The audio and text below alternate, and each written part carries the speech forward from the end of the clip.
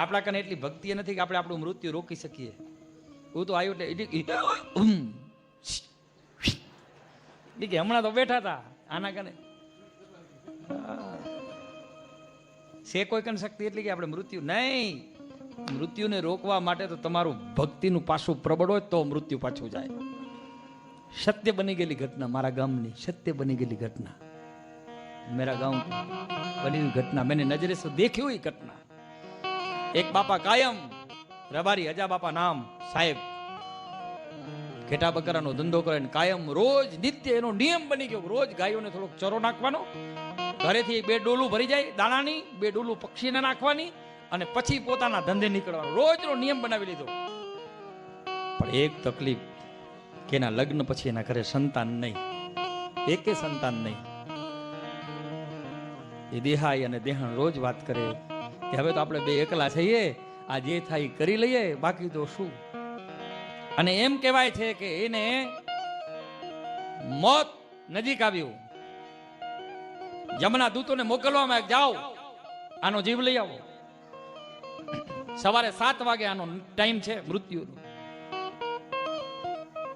અને 7 વાગે આનો નિયમ રોજ કે 2 ડોલું ભરવાની જારની ચણની, વેંડા બાજુ જવાનું, પાદરમાં બારે બધાએ ચકલાઓને ચણ નાખી પાણીના કુંડા ભરીને આવતું રહેવાનું. ગામને થોડીક ગાયોને ચરો નાખવાનો ને પછી પોતા લાકડી લઈને પોતાના કામે નીકળી જવાનું. તેદીજીનું મૃત્યુ 2 જમના જીવ 2 જીવાયા.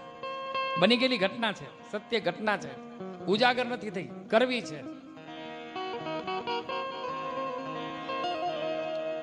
જમભાઈ વાતું કરે છે તું મારું કે તું મારી, કે કેમ?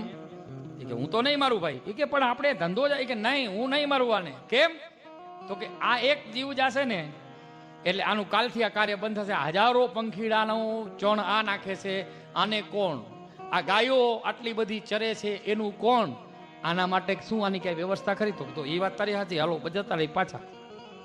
યમના દૂતો પાછા જાય છે, ધર્મરાજાને પાસે ચોપડો ખોલવામાં આવે છે. અને આ બાજુ અજા રબારીનું મૃત્યુ થઈ જાય છે. ગામ ભેગું થાય છે, હગાવાલાઓ આવવા માંડે છે.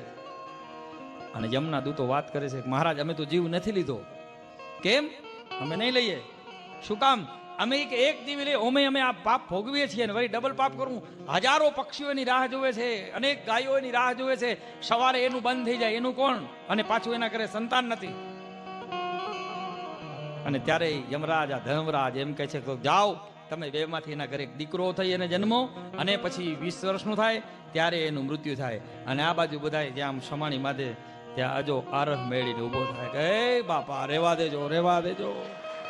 બની ગયેલી ઘટના, એના મોઢેલા શબ્દો કે બધા કે થયું શું? આ કઈ તાકાત કામ કરી ગઈ?